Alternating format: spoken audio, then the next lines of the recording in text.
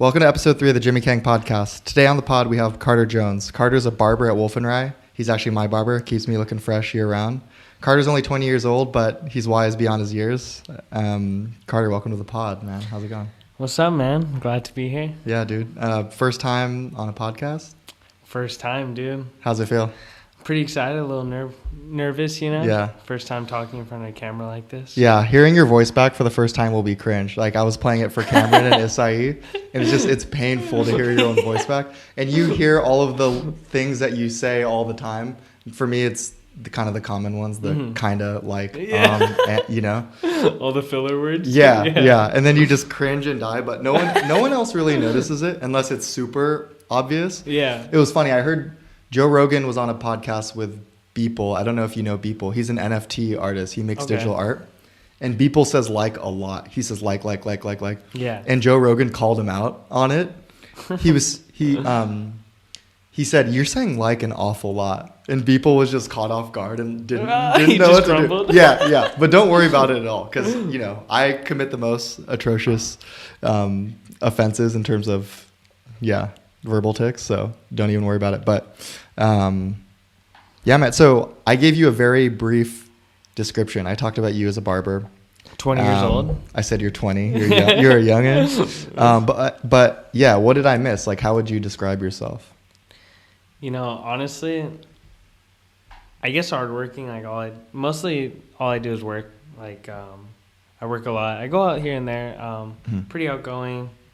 You know, I guess I can be quiet sometimes. I know it's very contradicting, but I feel like I'm pretty outgoing, but also very like to myself in a way, you know. Like you like going out, hanging out with people, but then I'm very you like conserved. You know what I mean? Like I don't know. Even when you're out. Yes. Okay. So never too like crazy. If that makes sense. Yeah. No, I've seen you out like karaoke stuff like that. Yeah. You're always level. Yeah. Exactly. Yeah. And then would you describe yourself as introverted? I wouldn't say introverted. I guess at times I can be introverted, but I think it just depends. You know, I go in like waves where like sometimes I'll be like at home a lot, not really want to go out a lot, and then on the flip side, I'll go like a couple months where I'm like out every day and I'm always with people and stuff. So it goes back and forth. I wouldn't say strictly introverted though, you know? Yeah. I think it's changed for me. When I was in high school, I would say I was very extroverted. I spent all my time with other people. And I think they say that's the difference is if you recharge when you're with people or away from people. But I don't think it's that simple because I don't think anyone can recharge always from being by themselves. You have to go out eventually and spend time with people. Right? No, I agree. And, you know, I think during COVID, and I was in school a long time, so there was a long time where I was, like, not going out.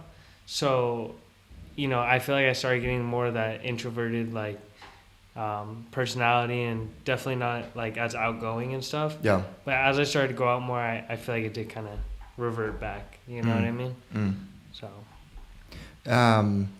So, yeah, I'm curious. We've chatted somewhat at the barbershop, but I'm just curious to learn about you. Like, where'd you grow up? Where'd you come from? All right. What are the events that led up to, current state Carter? Yeah. Well, I'd say, so it all started when I was born, you know? So before that, when your mom met your dad, right? You know, so they met at a bowling alley. Really? And then, you know, long story short, 2 weeks into knowing each other, they started dating. And then a couple years later, you popped out? I popped out, you know? Surprise. I was born in Washington. So I was born in Seattle, Washington. Okay. And then I lived in Kent, Washington until I was 6. Okay. Where's Kent? Kent's like, it's about an hour outside of Seattle, so it's like southeast of Seattle. Okay. So it's not too far. It's probably like our distance now from LA, you know, being in Claremont. But it's like an hour-ish. Yeah, about an hour. It's not too far. And then after that, my dad, he works in trucking, so when it comes to like his job, it can go wherever. So we ended up moving down to California. So where we moved was Arcadia. So I was in Arcadia till I was about 16. So from like 6 to 16. So I pretty much grew up in Arcadia. Okay. Where's Arcadia? Is that near here? It's by Pasadena. Okay. So like 45 minutes. Yeah, like half an hour, 45 minutes. Yeah, Pasadena's pretty close. Yeah, it's not too far. So I grew up out there, and then I moved out to Laverne, which is close to us. Yeah. So I was there for a couple years, and then I finished high school out there, my last 2 years of high school, and then we moved to Redlands. Redlands, okay. By Redlands. Yeah. So we were out there for a little bit, and then, as you know, I moved in with Marco. So now I'm in West Covina. So okay, so before you were living in Redlands. Yeah. And so then I lived by Isaiah, and then I used to drive out here every day. Oh, so Redlands is by Loma Linda. Yeah, right next to each other. Dang, yeah. Okay. Yeah, So, we were talking, I don't know if we talked about that on the pod. We talked about Loma Linda. I don't know if you know about Loma Linda being a blue zone. It's just, there's a couple, this is a super random tangent, but that's what podcasts are for, right? Yeah. There are these random regions on Earth where people live to be over 100. I saw that. Yeah, Loma Linda is one of them. Yeah. Because they're all Seventh-day Adventists and they eat lentils and shit, so they're super healthy and Yeah, it's funny that you said that because I just saw that on like Snapchat or something. It was like, oh, where like the oldest people in the world lived, and I saw like a blue dot over California. I was like, oh, no, what? Yeah. And then they said Loma Linda. I was like, what? Tripping, you're like, that's my backyard. It's interesting because the biggest thing they found of those people was that they had communities. They had strong social bonds. It's like, church or different kind of communities. Yeah. Which makes sense, right? It's like the opposite of loneliness is what those people experience. And they all had different diets. I think they did have plant-based diets was a trend, but I think some of them didn't all have that. It was mostly the community thing. What I heard too is like primarily though, like they were healthy. Like they were more healthy than like they exercised. Yeah. Yeah. Sorry, I detract. Okay. Redlands, and then you moved to West Covina because you're living with Marco. Marco gets a lot of shout outs on this podcast. Me and Isai were talking about him. He'll be on at some point. But so Marco's another barber at Wolf. So you met him there, and then. Well, I went to barber school with Marco. Oh, you went to barber school with Marco. Okay. So tragically, I've known Marco for a couple of years, but no, me and Marco go back a little bit. Yeah. Marco's cool. Yeah. We went to barber school together. We were there for probably like 5 months together, and then after that, he graduated. I graduated about like almost a year after him, and then he was working at Wolf and Rice since right after he graduated, because he got there when right when they started. So he when the school started? Right when Wolf and Rice started. Okay. So right when they were coming out, which is not too long ago, about a year ago. Yeah, about like October 2020, November 2020. Excuse me, around that time, that's when he started, and then we got Jose. Jose went to school with us too. So Jose started in like July, and then a couple months after I started. So it was just kind of like, it's cool because we're all together again, which is dope. So what were you like in high school? Dude, in high school, so what's high school Carter like? I was very outgoing. So I was like, I knew everyone. Yeah. I wouldn't say I'm like super popular or anything. I just knew everyone. Like, I was like, I guess a likable person, which is a little conceited to say about myself, but I would say like, I had a lot of friends and I was cool with everyone, even if we weren't friends, like we were cool, I knew a lot of people. I went out a lot. All the time, always going out. That's why I say like I was kind of telling you before how I was very like outgoing. Yeah. And I got kind of introverted in a way. I think that was because COVID hit like right during my senior year of high school. Yeah. So up until that point, that's a crazy thought. Yeah. That feels like a lifetime away. Right? Yeah, exactly. And it was only like in high school. What, like 2 years ago? Barely. Crazy. 2 years, yeah. So I was pretty outgoing. Like I said, I knew a lot of people. Like I would go out a lot. I would talk to a lot of people. I played sports and stuff, so that was cool. I did football. Nice. I did swim for a little bit. Both fun. I was pretty good in school, so I planned to go to college. So I was trying to get a swimming scholarship actually. Damn. Okay, so you were that good. It was one of those things where it's like I started real late, but I excelled very quickly. So I was pretty decent at it, and nice. I was getting real fast and I was really getting into it. And then this is where the barbering comes in. Yeah. So right when I was a senior in high school, we had a senior project. And so we had to do volunteer hours. So what I did, I was going to volunteer at a muffler shop, and that fell through. Because I'm pretty into cars and stuff, too. But my mom was like, hey, why don't you go try the barber shop? Yeah. I was like, okay. Like, I'm going to go volunteer. And they were down with it, so I started sweeping for them. Okay. To them, it was more or less like, oh, this kid's going to work for us for free. Right. But it turned into them, hiring me as a shop hand. So I was sweeping, picking up food for them, answering, whatever it was, Mm-hmm. And then one day they were just like, hey, do you want to learn how to cut? And I was like, well, yeah. I'd been, me growing up, like, for a long time, I wanted to be in a barber shop and be a barber. Like, it was always cool to me. And B, like, I just wanted to cut the homies. Like, it was just cool. But once they told me, I was excited, and they were excited too, because they had shop hands before that didn't want to learn how to cut. Mm-hmm. And so for me to want to, they were like, okay, cool. Like, we can finally show someone.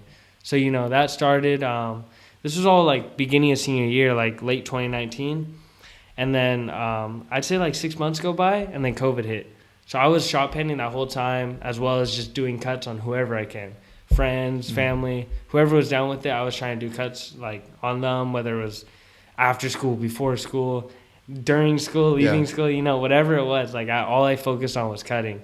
And, that's when I quit swim, and I really just started focusing. Oh, so even at the tail end of high school, that's when you got into it. Okay. Yeah, just, like literally like all throughout senior year, I was just going through it, and that's all I cared about. Was just I want to cut. I want to be in the shop. I don't want to be sweeping. I want to be in the shop cutting. Yeah. And just that's all I want to do. And COVID hit. Me being young, being with my dad still, he was like, I don't want you going out. So I went like 3 months without doing anything. And I wasn't like great at cutting yet. I kind of had like good foundation. But then after those 3 months, around like May, June, when my dad was like, all right, you can start going out again. I was like, okay. So I started cutting a lot of people because, during COVID, who didn't want to cut? Right. So they didn't care if everyone I was like dying. Yeah. Exactly. So, I started cutting. Maybe a month goes by or so. I'm cutting a lot of heads. Finally making money off of it. And I started my first shop. And that shop was whatever. It was more or less like a spot for me to cut at than me getting people. Yeah. Because it was very dead. It wasn't an established shop. I was just there kind of just going through the motions, And then the guy that owned that shop actually owned the shop that I was a shop hand at. So I went back to that shop, and I was cutting there for a while. So, sorry, let me backtrack a little. No. So the shop that I was a shop hand at was called Rich and Famous. It was in Laverne.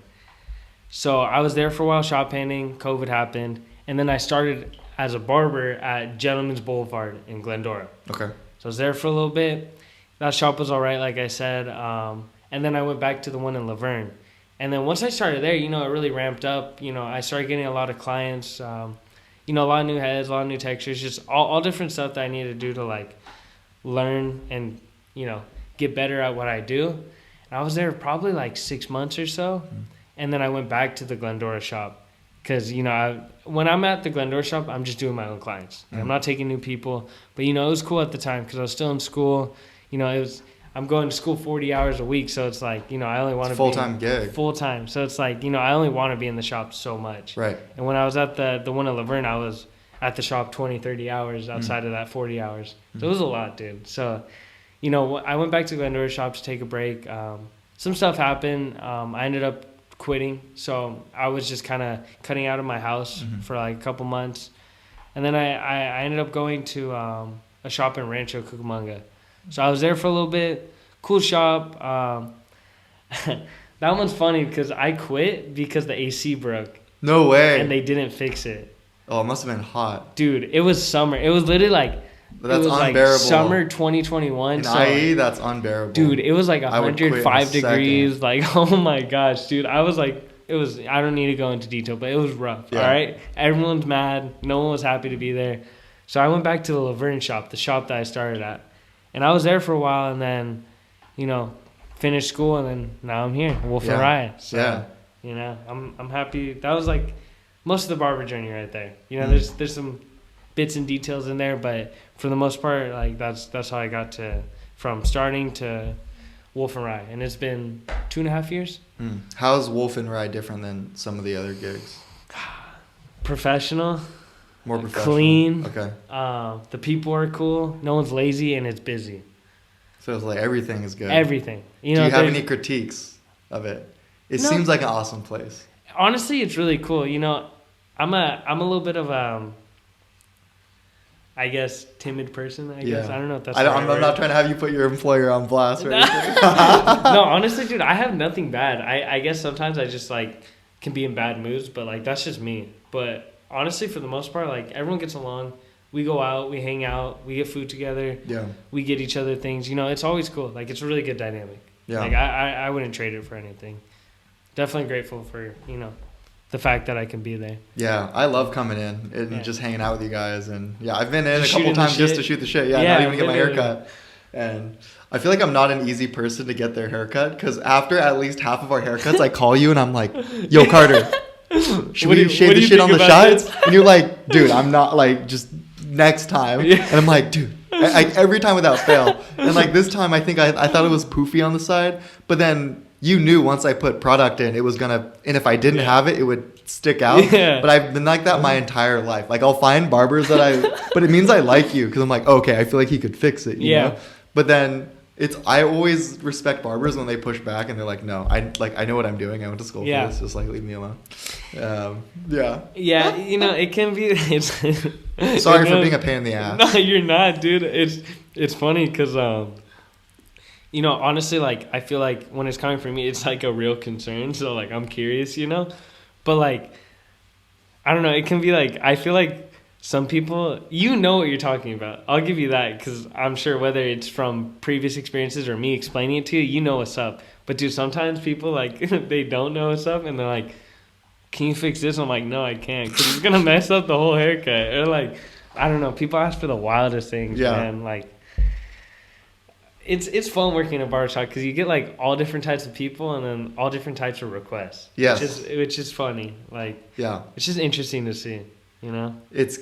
I related to, so I had my friend Cameron on. He's a CrossFit competitor and trainer. And he tells me stories all the time. He'll have certain people who he'll train, and then they'll ask, like, is this necessary or can I do it like this? And it's like, dude, I'm your trainer. Just do it. Like, you know, like, why are you here? Like, why? Yeah. How are you going to question the professional? Right. So it's kind of like, it's kind of a slap in the face if you don't ultimately trust your, you know, barber or trainer or whatever, and you don't let them do what they're going to do. I mean, of course, there's some dialogue, but there's got to be that trust, or else it's just like, go find someone else or go do your own thing. And you know, that's very true. I never take it to offense because, you know, the truth is, you know, sometimes people do see things I don't see because sometimes, like, you know, it's all about angles, lighting, whatever's going on. Like, there's a lot that goes into it. So it's like, you know, even though, like, maybe I won't see something and then they'll see it, I'm like, okay, like, oh, this side's a little darker than this side. But, you know, it's just one of those things where I never take it to heart just because it's just like, to me, it's like whatever the client wants. You know, it's like, you just got to do whatever you got to do to, like, get them satisfied. So even if it's just going in, even, you know, there's times where they'll be like, let me get a little bit more off the top. And, you know, I'm going to share a little secret. It's like, you just go in and you, like, don't really do anything because you know it's going to mess it up. They're like, oh, yeah, sick. And it's like, okay, well, you know, I didn't do anything, but you're happy now. So it's like, sometimes you just got to kind of go with it, you know? No. But. So why did you choose, when you were weighing going to college, like, why did you choose the non-traditional route of going to school versus becoming a barber? So, you know, I think it was, I was always good at school. That's one thing. I always got good grades, good SAT, all that stuff. But, you know, it was just one of those things where I was never interested. And I think I went to a very, like, I guess, elite public school. Like, it was just, I don't know if you've ever heard of Arcadia High School, and 4,000 kids. That's big. There's multiple people that get perfect SAT scores every year. Dang. Accepted into every Ivy League. Sending them to Stanford, all that stuff. Dude, it's a good school. And, like, you know, it's very hard. Like, I can tell you personally, like, once I moved out, it was so much easier. Like, it's definitely hard, the curriculum. And, you know, it was very pushed to go to school. And, like, I feel like nowadays that's just kind of a norm to go to college, you know? But for me, it was like, I didn't know what I wanted to do. You know, I had some ideas, like, I kind of wanted to be a pharmacist, you know, I want to do this or that. But it was more or less like, oh, I want to do this because of the money. Not because, like, oh, I want to do this because I want to. Yeah. And then, you know, as I got older and, like you said, when I was a senior, even before, like, I had that senior project, I always wanted to be a barber, like, and it wasn't like I always talked about it. It was more or less like I would joke about it. I would always be to my parents like, you know, if nothing works out, I'm going to be a barber. Yeah. Because, you know, my mom was a hairstylist, her dad was a barber. But even then, like, they were like, you know, you want to get a job that's stable, blah, blah, blah, you know. And, like, I get them. Like, they're parents, so they're gonna look out for you. And honestly, barbering 10 years ago, 15 years ago is way different than it is now. And, like, not saying that it wasn't stable, but it was a little more of a scary route because no benefits. Back then, what were cuts like $8, $10, $15? Shit, now cuts are like $35, $40. At least, yeah. Exactly. So it's like it's changed a lot, and so for a while it was a joke, and then once I kind of like started shop handing, and I saw like, dude, all these dudes have nice cars. These guys have houses. What? Like these guys have families. Oh, their wives don't work. Like I realized, there is money in it, and it's all about what you make of it. And I also realized like, money's cool and all, but what's the point of like hating your life 40 hours, 50, 60 hours a week doing a job just to have money? Yeah. Screw that. So I did something I wanted to do, and something that was fun, and something I really do enjoy, and the money came with it. It's cool. It's one of those things where it's just like, I guess you don't really know till you really get into it and try it. Mm-hmm. And once I got into it and tried it, I was like, okay, this is what I want to do. And I kind of just realized like, if I want this to be a possibility, I just have to go hard. So it was like, that's why like I progressed really quickly, because I'd be at school was 8 to 3, and then I'd go to the barbershop 3 to 9, and then I'd go do cuts after every day. Yeah. So it was like, or I'd miss school sometimes, go to the barbershop. I was so set on like, I need to be a good barber. I need to get my skills up so then I can get in there and then start making clients. So it was like one of those things where I'm like, well, if this is going to work, I'm going to get it done quick. Mm. So it's like, once I decided that I wanted to take a route that was, I guess, non-traditional and more against society's like norms or whatever, I was like, well, as long as I put my whole heart into it, it'll work out. And it did. So, it's cool. No, it's interesting how jobs like being a barber are I don't know if stigmatized. I think maybe they were in the past, but yeah, because I think when we were even maybe 20 years ago, it wasn't maybe there were shops like Wolf and Rye, but it's much more of a common thing now, right? And I think it's just funny because I have so many friends who kind of just mindlessly wandered into schools, really expensive schools, out of state, whatever, and then they're staring at a 250K wall that they have to climb. And then they're making less than you are, like significantly less. Yeah. And it's just but because they didn't think. They didn't think. Like I think in a lot of people's minds, it's just so one or the other. It's okay. You're working a retail job making minimum wage, or you're in tech, or you're a lawyer or whatever. But there's so many amazing jobs that are so in demand. Yeah. That aren't you don't have to go the college route for it, and you can make money right now and not go into debt. And for sure. A lot of those people may never catch up. They could be in debt for decades. Their kids can inherit their kids. Yeah, it's crazy, right? It's nuts. Exactly, dude. And it's just like, I feel like a lot of people do that because, as Kang said it best, the concept of school seems so secure. Right. So it's pitched like that, but it's not though, because it's just like, it's like, okay, so what happens when you go through 4 years of school and you still don't know what you want to do, and now you're in a bunch of debt? It's like, what's the point? Where, I tell people all the time, like, even if school is your thing, why go into it mindlessly? That's the one thing like I don't get, is like why you'd go into something so mindlessly when it's going to cost you so much money. Yeah. And I feel like it's just all that pressure that comes from like it's all the pressure. Parents and just society in general. It's just, that's what's pushed. Whereas like you're saying, there's, electricians, plumbers. I know plumbers and electricians that make 6 figures. Oh yeah, like easy, yeah. And they went to trade school for a couple years, apprentice for a couple years. They're not in debt, and most of them pretty happy. Yeah. Like it's like I feel like school, like, and not all school, And, if you know what you want to do, go for it. Go through your school, do what you got to do, get in the job you want, boom. But if you don't know, it's like, I don't understand. Like, it's so much work and hard work and so much pressure to me, it doesn't seem worth it. Yeah. I tell people all the time, it's like, and I don't know the golden ticket or whatever it takes to be happy or get money or whatever. But it's just one of those things where it's just like, I think a lot of people focus on like A, society's like norms, and B, like, oh, I need to make this much money or something. When it's just like, more times than not, if you get into something that you really like, there's money in everything. I know people that make money for the dumbest things. Yeah. Marco bought a doll off some chick that her livelihood is making dolls. That doll's pretty sick. It's sick, dude, you know? And like, Yeah.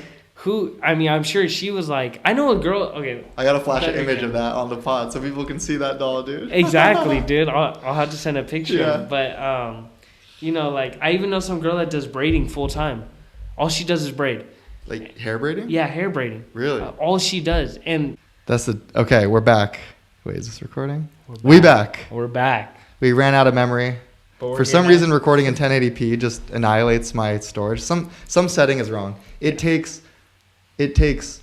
every 3 seconds took 100 megabytes. Crazy. So 5 minutes was 10 gigs. Oh my. Don't quote me on that math, but yeah, But, something's yeah, wrong that's with the ridiculous. because on my iPhone it's like 1/20th of that. Yeah. Something's wrong with my anyway. Yeah. It's just with the files and whatever's going on. Something you know, with it's above my knowledge. It's you know? above all. It's above mine. Yeah. So for the audience, Carter sat here for like 20 minutes watching me fiddle with my Logic settings, trying to figure it out. But we getting there. We getting there. We made it. We made it. But yeah, we're back. Okay, wait. We were talking about girl who braids makes $600 a day. Yes. Keep going from there. So try and be close to the mic as close. Yeah. Cool. So honestly, what I was getting to was just like, it's like there's so many different routes people take, and it's something where I guess a lot of people pave their own way, and I'm sure like everyone's telling them like, dude, like, what are you gonna do? Like, is this really gonna be how you support yourself? Like, is this gonna be what you do, how you make your money? And I think it's just one of those things where it's just like, it's scary, to go do what you want and to go do like, go about the life that you want and the path that you want is a scary thought. And what makes it worse is more times than not, when you're choosing something that's not necessarily secure or a norm, you get a lot of backlash. And I think that backlash can really affect people into not doing it. And I think that's what affects people in terms of like, maybe like, oh, I really want to be a photographer, but my parents are really on me about going to college. And then now they're in college to be like some random shit, it's just something. And it's just like, I don't think that's always good, because I see all these different people where they've taken all these different routes and it's worked out for them. So why not try it before going and trying to go through college and getting in hundreds of grand worth of debt? I literally I cannot fathom what it'd feel like to have 200 grand in debt. Yeah. Like, I can never imagine that. And I hope I never will, because that sounds rough. Yeah, you won't. You're not dumb enough to do that. Yeah. And it's weird because it seems like such a bulletproof investment. Mm-hmm. It's like at the time, you can just kind of put that to the side and, it'll pay itself off. But there's plenty of people who are 40, 50 years old and that are convinced that they're going to die with their student loan debt. And, it's compounding interest the wrong way, right? Because it's 4 or 5% going against you. And it's like and the that's opposite sad. of investing. Yeah. That's sad, kind of dude. crushed, yeah. That's so sad. And it's just like, dude, I don't even know. You dodged a bullet. Dude, my guy. And it's like, and I don't mean to be any way like, no, not looking down gloating, on those people. or gloating or anything, but it's like, it's crazy how I took a route that, I guess, I feel like it can be hard in the sense you have to have talent to cut, so it's like not everyone can be really good at it or do it, but it's just one of those things where it's like I took this route that's, I guess, I would say easier in a way. It's not necessarily easy to get good at it, but to do it and just get into it, finish school and stuff. Like, I only went to school for like a year, and it wasn't hard. It was just really time consuming.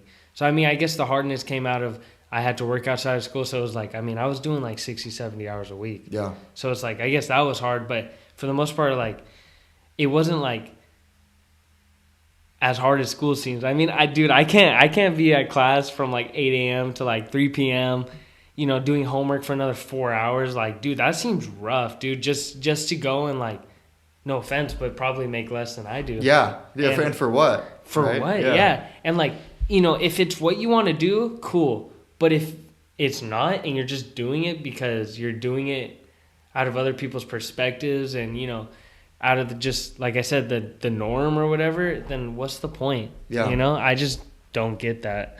Yeah. And, like I said, I think it's just...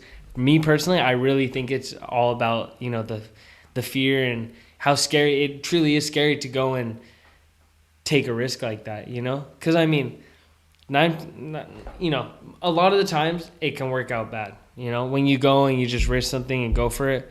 But sometimes it can work out good. Yeah. And even if it does work out bad, it's like, you know, what can I take from it? What can I use for the next venture? But, you know, I think, just like I said earlier, you know, it's just taking that initial step is the hardest part, especially with just the way society is and just how, you know, the people around you can feel about things when, I mean, I think in reality, it's like, it all depends on really what you want. You know, I mean, I can tell you right now, my parents didn't want me to be a barber. Yeah. And now they see me, like, how well I'm doing and all that, and they're like, okay, like, you're doing it. Like, that's good. Yeah. And now they, you know, I showed them, like, you know, this is what I can make of it, and this is all it has to offer. And now they're on board. So it's like, you know, it wasn't like I was, like, got all this support right away, you know? Like, yeah, like, some people supported me, but there was a lot of backlash, you know, friends, parents and stuff, like, oh, he's going to be a barber. Teachers, so like, weird. Oh, you want to be a barber? It's like, yeah, well, now I make more than you. Like, it's crazy, you know? So it is weird. That must have felt, it's cool you came to that conclusion so young, because taking those hits I wasn't willing to take those hits. I went down the traditional route, you know? Just going to school as a senior, people, what school are you going to? What school? Whatever, right? Like, that's what people won't shut up about. Yeah. I was probably one of those people. And, you know, I went to school. I went to Cal Poly and studied business. And I should have chose a business or a major that kind of actually taught you stuff. But dude, I didn't learn shit while I was there, right? And like, I ended up taking a quarter off while I was in school to go to a coding boot camp, and I learned a lot there.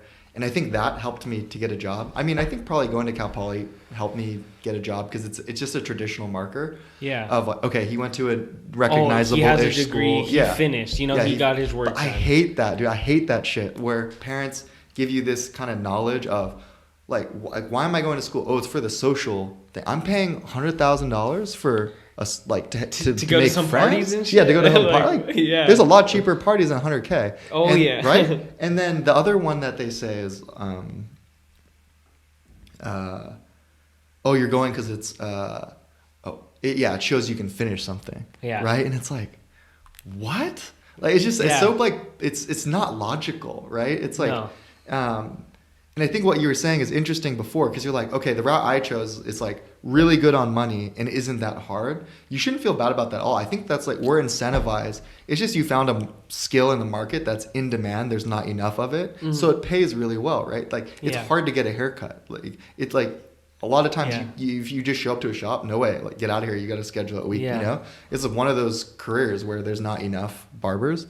But there's a huge demand. But there's huge demand. Yeah. And so it's just like a disparity of you know, supply and demand. Mm-hmm. And so it's a good field to be in, harder not, right? So it's like, I think it's the best jobs are the least input, highest output, right? So obviously best being completely passive. Yeah. But yeah, it's just, I think about that a lot, because I remember I felt so much pressure when, you know, my sister got into a good school and I wanted to one up her, and I couldn't get into a school as good as her. And I remember crying and freaking out and shit, you know? And my parents were really nice. Like, my parents are not traditional, you know, Asian parents where, you know, they'll kick your ass if you don't, you know, get into some great school. You don't get an A plus. Yeah. No, it was more me, like, kind of feeling that pressure. And it was more internal than anything. Yeah. No, I get that. I was gonna say something. What was it? It'll come.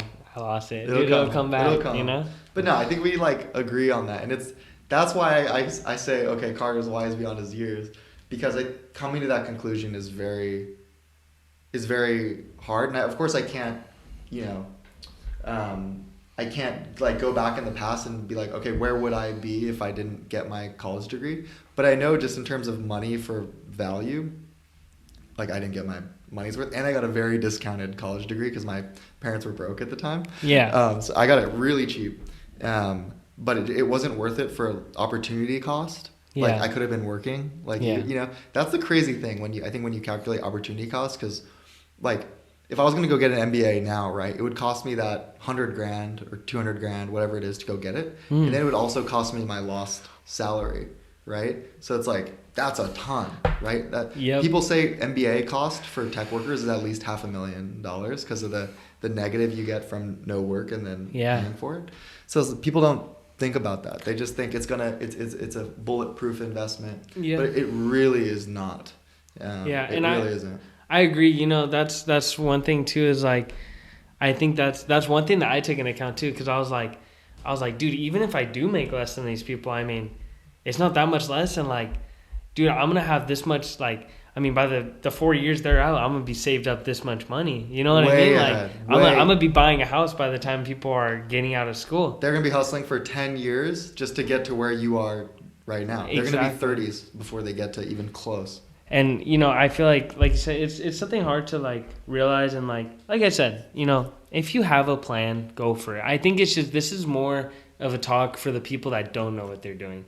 Because it's just, like, if you don't know what you're doing, why just go, you know, like, straight into the deep end when you have no plan? It's like, okay, and sadly, that's how society works is, you know, you get a degree, you're already put above, like, you know, a majority of the people like living around you, you know? And I mean, you can get any degree and you're already put above those people. But if you don't know what you're doing, it's just like, what's the point? And like between the lost wages and just the debt you build up, it's like, I just don't see it. Like I can't do it. And I'm not going to pretend like I was here, like knowing this the whole time. Like I feel like I figured it out early in terms of like, you know, what I wanted to do, and then figuring out like how I felt about school and how I feel about, like, you know, just the whole path and going to school and getting in debt and stuff. But I mean, I'd say I'm lucky for figuring it out when I did. But I mean, I got to give some credit to myself. I did figure it out on my own, so, you know. But no, you're humble, dude. You don't have to worry about tooting your horn too much. Like, you're very grounded. So you and I have talked a lot about random side hustles and ideas. I think you and I are those kinds of guys, you know. We have entrepreneurial spirit. Like, always trying to find something, you know? Yeah. Like, you are for sure.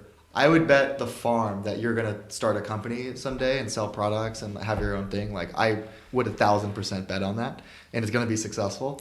So you and me talk about these ideas. I'm just curious. Is it like what are the ideas kicked in your head of, like, kind of things that would be cool someday? That you think would be cool? Is that either a business to start, product to sell, or what are some things that kind of bounce around your head?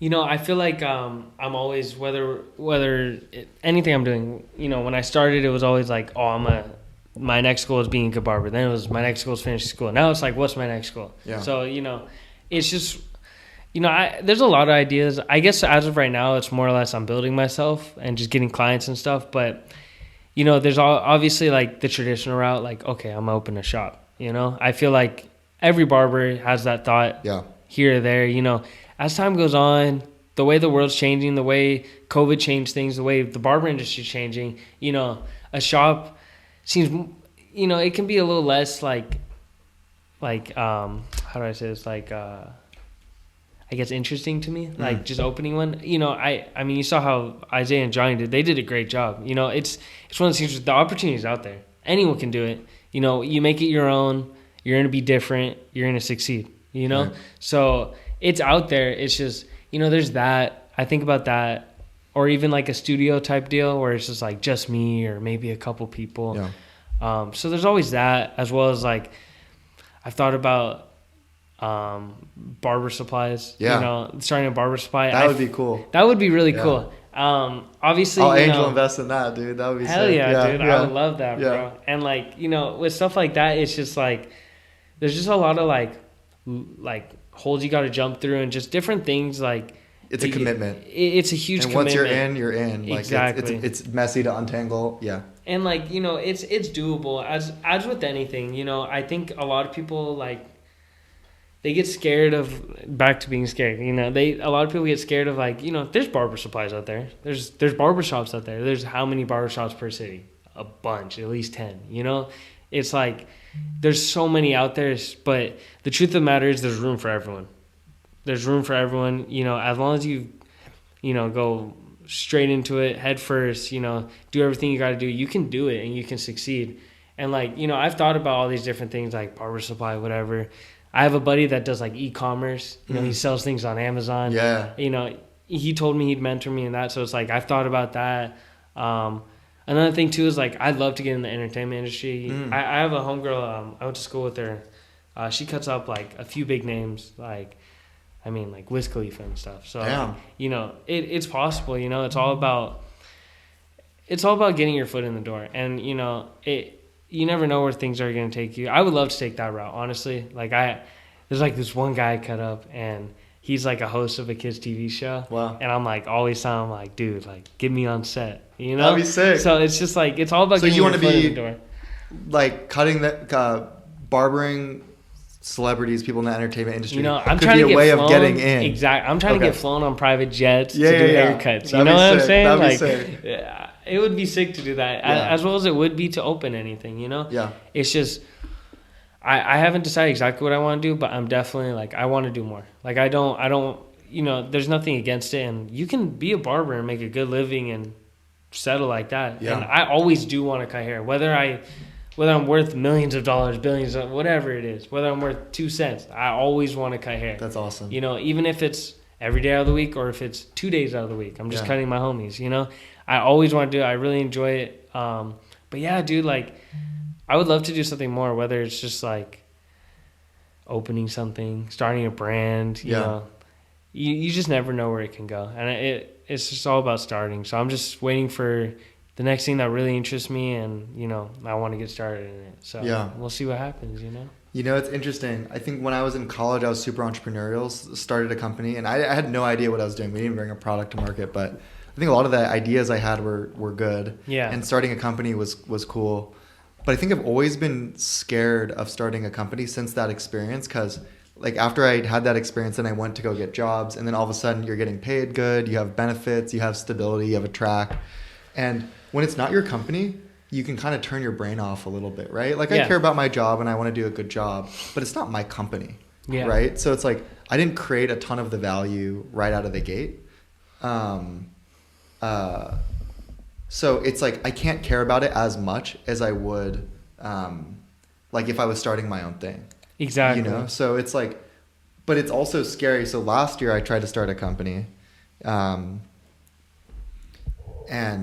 is startup type of deal. I had some of my friends working on it as a side hustle, and we incorporated it in everything. And for me, I love building products, but I hate the stressful stuff of incorporation, taxes, all accounting. the pieces. Oh my God. There's so many pieces to the puzzle. I know I will, I'll have to learn some of that when I do my own thing, but I'll probably end up having to find someone who I can partner with who will do stuff on that. But it's interesting. I don't want to lose that zeal, you know? And I heard Sam Presti, I think OKC Thunder GM, and he was quoting some rap lyric. He was saying broke money don't make none, when he was talking about like all chips in on some of the trades he made to get a ring. And I think that's a good philosophy, but again, like you said, it's not always like good advice is not good advice in every scenario, you know, because sometimes taking that risk will blow your life up, and it'll be bad. Like if you have a family and blah blah blah, like sometimes that's too much look risk. At your pop. No, I know, right? But my dad's an interesting case, you know, because my dad took risk to the extreme, right? Like when he had a family and like no fallback plan, just chips in and lost many times. He's won a couple times, but then he's lost everything that he's won many times. And that was super painful for my family and for me to see. So that also makes me scared, little shy but my gut instinct is to be entrepreneurial. But I hope I just don't chicken out and, wake up and I'm 35 and I haven't done anything entrepreneurial, explored that. But it's a weird, it's kind of,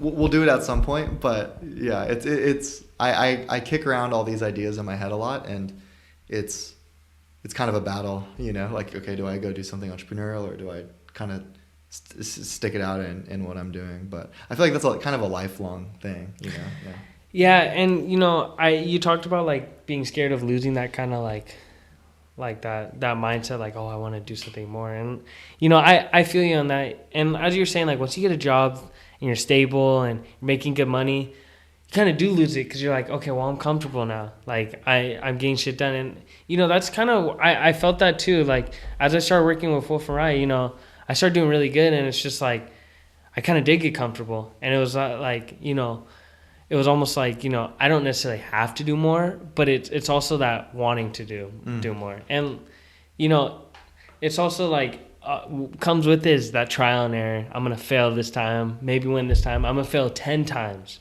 Yeah. And maybe win the next time. But you're not going to know until you keep going. And, like, another part, too, is, like, all these different, like, ventures that you take, no matter what route you take, you're not going to know everything. You're not going to know a lot of it. Like, dude, same with me, like, with business. Like, oh, my, like, I was getting into, like, the whole, like, getting my seller's permit and, all this different, or seller's license, whatever it's called, all this different stuff that you need to, like, get into, like, a barber supply. Because it's, like, I mean, for example, you can't even see what wholesale prices are unless you have a seller's permit. Yeah. So there's so many things to it. And, like, I mean, I don't know all this, but, just like I didn't know all about barbering when I started. But, you put, like I said, you go head in first and, like, you put in all the work, you're going to figure it out. And, one thing, and I learned this from the whole barbering experience is, like, you go 100%, you're going to get it. And you're going to get it quick. And B, you're going to start with nothing, but you keep that mentality like, okay, I can't wait for the day where I do know all of this. Because then, like, let's say you're opening a business and you're like, oh, dude, the taxes, the permits, the licensing, I don't know how this works, that works.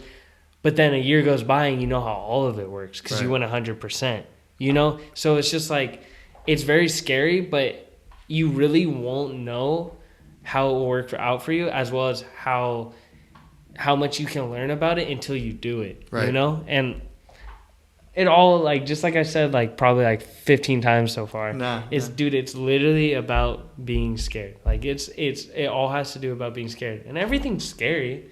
Dude, when I go on a roller coaster, it's scary, but the payoff's fun. Yeah. If I go jump off a freaking cliff into some water, it's scary, but it's fun, you know? Like, once you go through these scary things, like these scary trials, you learn, and I mean, anything new can be scary and anything like different can be scary, but from all those things, good or bad, you're going to learn something, and I mean, cool. You can be secure and safe and just chill and just do what you want to do.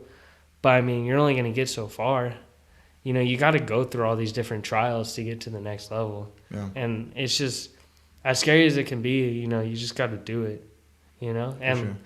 I mean, shit, it's easy to say, like, at least with the barbering, I was still with my parents and stuff. It was a lot simpler. But even now, like, now that I'm on my own and stuff, it's like, even then, like, things can be scary. I mean, who knows? Like, I can go try to open up a business and have $0. I can have negative money in my bank account. Yeah.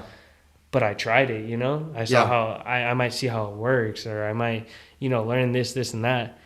And I mean, dude, at the end of the day, at least we're not like $200,000 in debt, Like, I'd rather be like $10,000 in debt with a failed business and I learned something than, I have a piece of paper and I'm going to be in debt the rest of my life. So, I mean, that's not fun. Like, it's all about trying, man. And just, I feel you. You just have to go through it. And if you don't go through it, you're not going to learn anything. Yeah. So. It's interesting because I think we'll both start businesses someday and it'll be all consuming. And the only way to do it is to go 100% in because it's too hard to not. But there's a benefit of working a job too, and having it not be your own thing and you not having to care about it to that level. Cause then you can do other things. Like I can podcast, I can make music, I can be creative, I can learn things cause I'm not as stressed out. I can kind of just do my job and then have time where I'm away from my job. And whereas if it's your own thing, it's yours, you're on, right? Exactly. So I think we got to take advantage of this time and we'll probably look back and be like, shit, why didn't we learn X, Y, and Z? Why didn't we try A, B, and C? Why grass is always greener, right? But exactly. And like, and then also again, it's not for everyone, and that's not a bad or good thing, There's nothing wrong with getting to the job you want and being content with it. There's nothing wrong with that.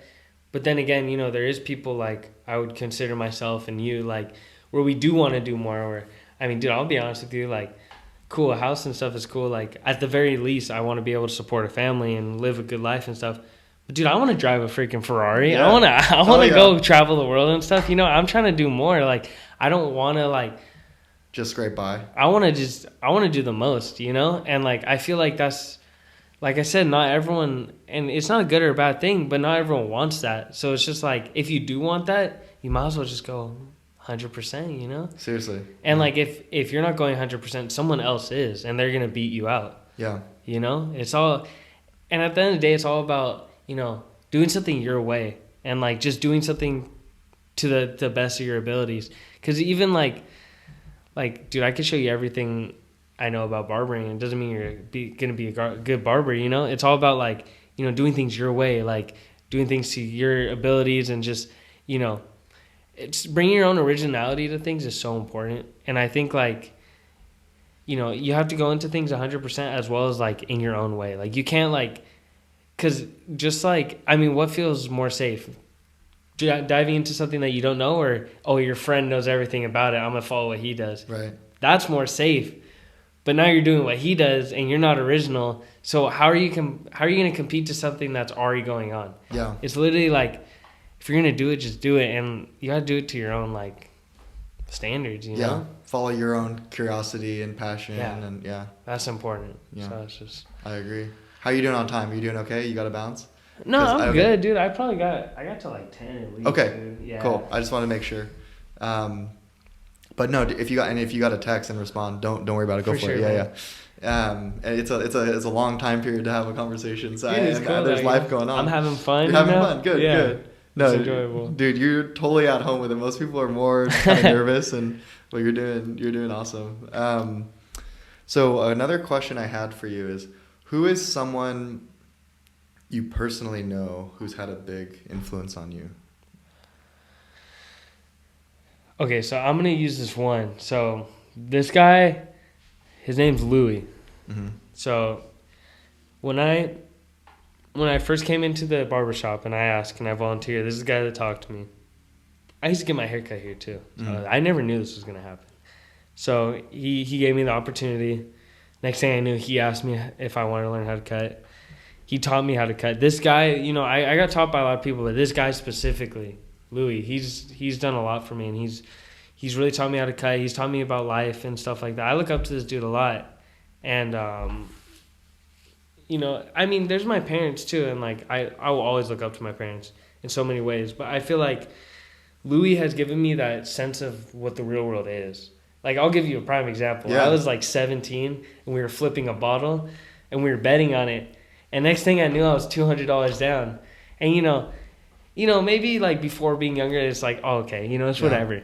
But no, he's like, nah, you owe me $200. And ever since then, I was like, this is the real world. Yeah. Like, shit's not fun. Shit's not easy, you know?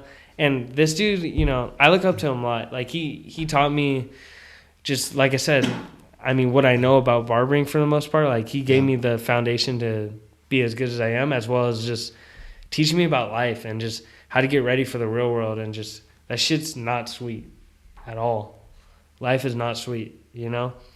And it's what you make of it too, you know? Like, things happen, like I said before, you know, it's all about what you take from it. Yeah. I mean, the worst experiences you have, like, what do you learn from it?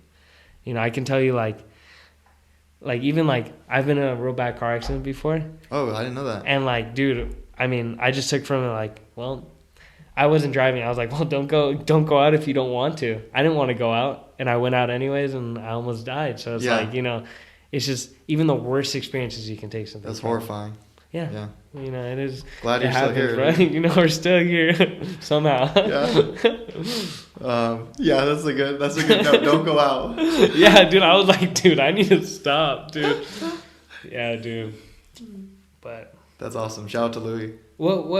Sorry, what was the question exactly again? Someone you know who's been influential in your life. Yeah. Louis. So Louis for sure. That's my guy right there. Yeah. So it's funny because this dude's like 24, 25, and like. Oh, he's young. Yeah, and like, I mean, dude, like, by the time I got in the shop, he was 22, making $100,000 a year. Had a real nice car. Damn. He opened the shop the year after. Yeah. You know, he's just one of these guys where he's very real, and he has a good, like, sense of reality and what's going on in the world. And, like, you know, because of that, I feel like he's been able to do really good. And I look up to him a lot, and, you know, it's cool because I could tell he does like me. I mean, dude, he'll invite me over to his parties and stuff, and I mean, everyone's just like 25 to 30. So you're young and compared I'm to this him? little 18, 19-year-old just chilling. Oh shit! And like, it's just funny, dude. It's just it's cool because he saw something in me, and you know, and I'm thankful for that because, I mean, shout out. It all starts with my parents too. Like, I mean, they raised me well, and like, they made me into this man where it's just like I feel like I'm very well grounded, and you know, I can definitely take criticism and listen and just do things that I need to do. And I feel like he saw that, and he was definitely like took a liking to it, and because of that, he ended up teaching me a lot just about everything, dude. And so I definitely look up to him a lot. That's cool. Yeah, I've had people like that too, where they invested in me for no reason. Like I didn't have much to give them. It was a kind of a one-way trade. You know, like maybe they see some promise or something that reminds them of themselves, or you know, and it's always like we always owe those people something, right? And it's like the least we can do is kind of, I guess, you know, pay it forward or live by that example. Yeah, exactly. Yeah. And I definitely feel that, like, I mean, dude, for example, I was out drinking, partying. This was like last Friday or something. It was like last Thursday, Friday. I'm out. I'm already lit. He calls me. He's like, dude, I need a haircut. I have a dinner tomorrow. I was there that second, you know? It was midnight, dude. I was there. You know, it's just one of those things. Just for life, It's cool to have those people in your life and to also, like, pay that back, you know? Yeah. So it's a good feeling. So follow-up question. That was someone who you know who's influenced you. How about someone who you've never met who's influenced you? Could be an artist, could be author, anything. I think Kanye West is sick. Yeah? And, you know, so... That's for me too. Same answer. And we've talked about Kanye too. That's funny. So we're diehard. That's what I'm saying. And fuck the Kanye haters. That's what I'm saying. And, you know, with Kanye, like, I think he's very special because, without going too much into it, like, this man's bipolar. My mom's bipolar. I'm bipolar. You know, it's something that's... I didn't know that. Yeah, it's something that's real. You know, it's something that, you know, you deal with. And it's cool to see him, you know, regardless of the struggles he has and, you know, the things he faces and stuff. I mean, he did everything himself. Like, I mean, obviously the man's had help, but, like, you know, he did his thing. Yeah. And that's so important to me. Like, the way he did his thing and, like, you know, like, I mean, you listen to his music, it's different. I mean, he's using samples from songs that are way old. Yeah. I'll hear a song come on in the shop and it's like some old song. I'm like, oh my God, he sampled that. Like, you know, it's just, I find so much value in the fact that he paved his own way. Just like, you know, like so many people do is like just doing your thing your way and just seeing how it pays off. I mean, look at him. Yeah. Man's is a billionaire. Like, he did his thing and it worked out for him. And, like, to me, that's so dope. And that's exactly how I want to be. I just want to be, like, regardless of what's going on in your life, regardless of what you have or what's going on in your mind, like, if you're doing your thing, like, it's going to work out, dude, you know? Yeah. So, and, like, I mean, there's that little bit, like I said, you know, I shared that one thing with him, so it's like, you know, that's kind of cool. Like, I kind of look up to him in that sense, like, oh, he's still doing it, you know? Like, yeah, he's a little bonkers sometimes, but, you know, can't we all be, you know? So it's just like, it's hard to not get all that spotlight on you when you're as famous as he is. Of course, we're going to see all the flaws in him, you know? So it's just like, you're seeing all the normal things that happens through so many people's lives. You're just seeing it on a bigger platform. It's out in the public. Exactly. Yeah. He's such a net positive for the world. Yeah. You know, like he has those moments where he wilds out and, you know, he does this and that, but yeah, we all have those moments, right? And, you know, if you're bipolar, maybe it's the extremes are maybe greater than for the average person. Yeah. But we all experience that, and we go to those high highs and those low lows. And it's weird that we critique and cancel people, and that's the culture, rather than, I don't know, look for the good and try and rehabilitate and try and, you know, it's kind of sad that we do that. But when you look at, I don't know, just like, his music, his fashion lines, his Just his influence his in general. his influence, just his Yeah. words, right? Like Yeah. just his like I watch his interviews all the time when I'm feeling down, and it's Yeah. such a shot in the arm. It's like it's so inspirational, you know. Yeah, It's, for sure. Like just to see like the intelligence and the confidence and all that, and like, I mean, you can be so intelligent, and it doesn't mean like I know, the quadratic formula off the top of my head and stuff, but it's cool to see like so much raw talent and just all that in one, and just like hearing it and just seeing how it plays out for someone is really cool. Yeah. I love that answer, dude. We got the same answer. Yeah. I knew you'd like that one. Dude. Yeah. I had to think about it too. I'm diehard, man. Who else was popping in your head? It's always hard to ask for one, Yeah. So there's one dude, Vic Blends. So do you know who Vic Blends is? Have you ever seen that guy on Instagram where he'll be like, he'll go up to random people on the street and he's like, let me cut your hair. The bald dude with all the tattoos? No, I've never seen Okay, so this dude, like, he cuts up like Lil Baby, Annalie Choppa, I'm sure some other famous people. Yeah. But he kind of got big doing that, at least from my knowledge. I think that's how he kind of came up. But, this guy, he's a barber, and like, but he's very like humble. Mm-hmm. And he uses his whole platform. He has like millions of followers, but he uses his whole platform to just spread positivity. Mm. And he's cool, like it's just like another guy that just did his thing his way, and it worked out for him. And, he's using it for good. Like, he's not like up there like, oh yeah, I have all these chains, I have this car, I have this house. Nah, this fool drives the same car he did in high school. I'm sure he makes triple the money I do. Yeah. But like, he's just a cool guy. And like him being a barber and stuff too, it's like, to me, it's like, you see how, even though like barbering is like the main thing, like you can see how it just branches off and like how much you can do with it and how it can spread. This dude's like, he literally goes up to people on the street, random people, and he's like, let me cut your hair. They don't know he has millions of followers. And he just talks to them about life and just shares whatever he can that's positive. And it's like, that's dope, dude. He's really cool people. I think he's just a genuine person. Yeah, he's not like cloud chasing. He's trying to just do good, put the positivity out there. Exactly. And like, just like you were saying earlier with like all that cancel culture shit and like all these, I feel like with social media and just, I think social media is a big problem to begin with, just because all this misinformation and like these group ideas where it's just like, so many of these people don't know really what they're talking about or what they're following, and it's just like, to see someone be so big and use their platform for good as opposed to just be like, yeah, I'm the shit. Oh, so and so, they're doing this or that. Nah, like who cares? Yeah. Like I don't know. If you're so caught up in what someone else is going on, like seriously. I feel sorry for you, honestly. Seriously. Like, it's a miserable life. Yeah. To like sit there and cancel people. It's like, well, you don't have anything in your life going on where you don't have any mess ups or anything. And like you say, you don't have anything more interesting. Like for me, I care about me and my people, like my friends, my family, you, my clients, everyone, and like it's just. Yeah, I don't know. I could care less what so and so does on the internet. Yeah. I don't care. Yeah, it's kind of a disgusting defect of our generation. Cancel culture. Like we need to cancel culture. It's ugly. It has a lot to do with just like it's. I have such a strong feeling about social media and like how it affects people, and like, dude, even me. Like I'm so like I'm 20 and I'm so not on my phone. Yeah. Like, dude, I've probably touched my phone once since we've been here, and it was because someone texted me. Right.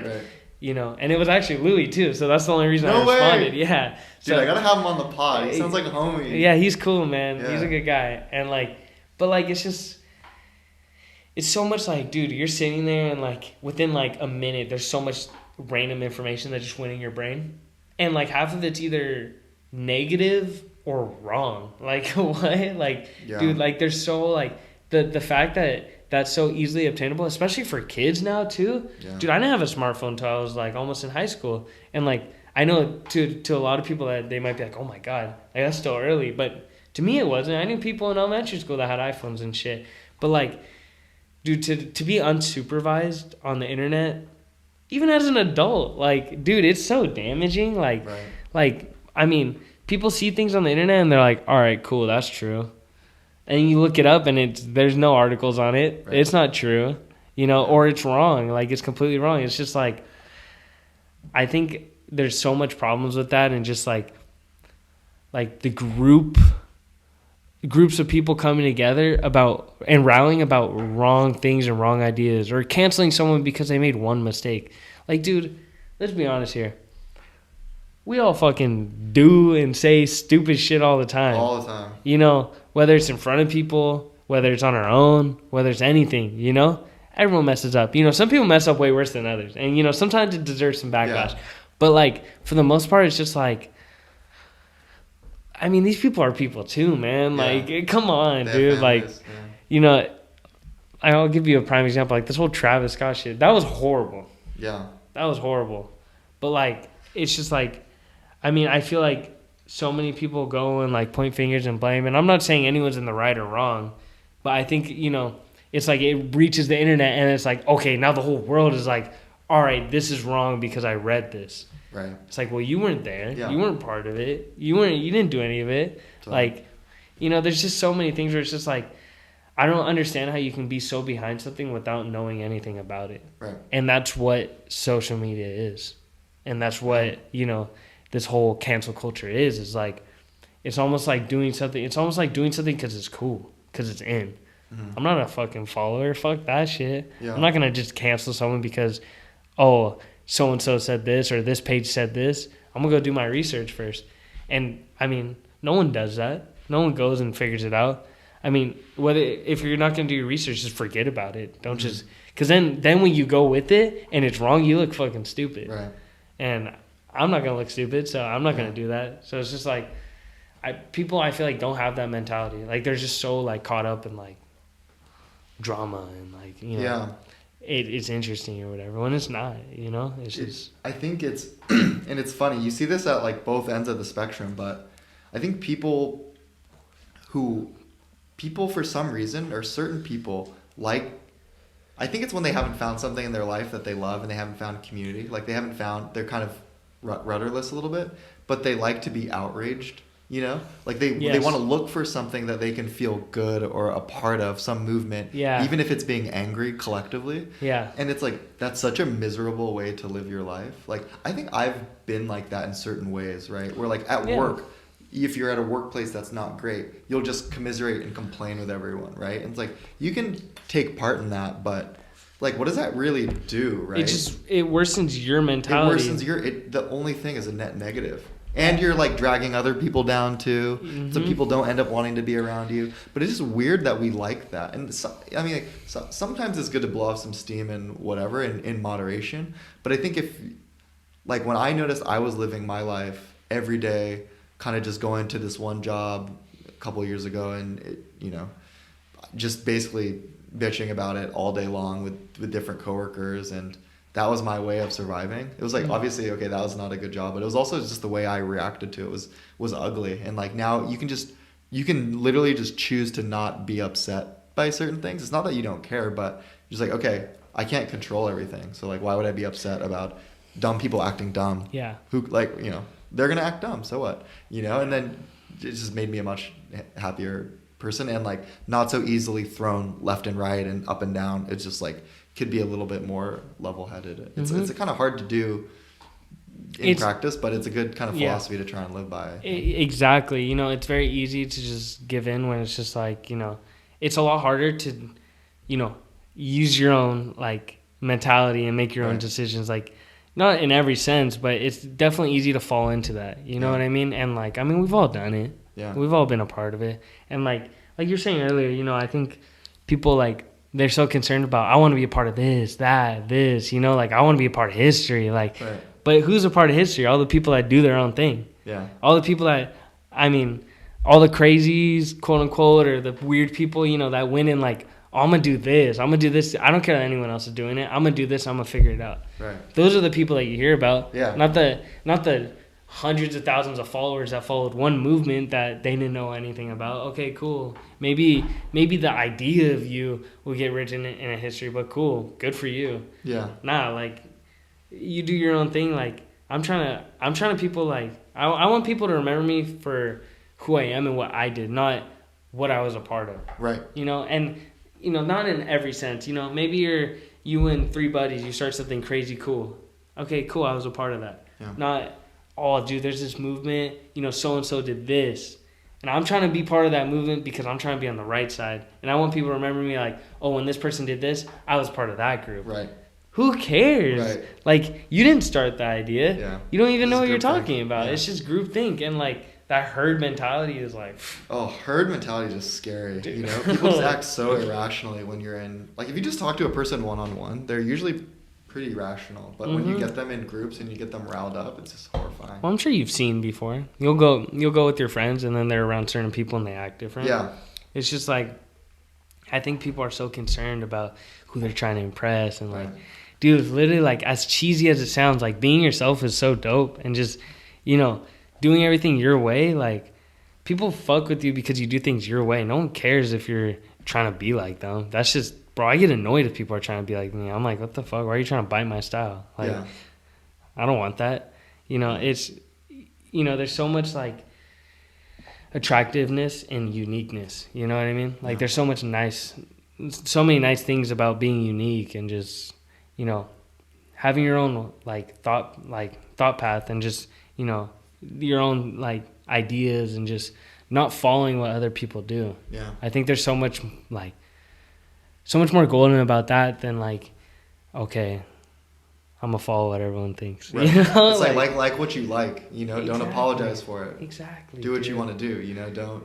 And we all do weird things and we feel self-conscious about it, but dude, for the most part, so many of these things that people follow or that these people don't make their own decisions about aren't weird. It's just I feel like people are just so scared of what other people, and it's so hard to it's hard to say this and be like, oh well, people this and that, because in reality, shit's scary. It's scary being your own person and going against what people think, and it's all about being scared, literally. I keep saying, dude, it's scary doing this or that, but... We're motivated by fear one way or the other, Exactly, dude, And it's just how many times has something been scary and you did it and you feel relieved after or satisfied?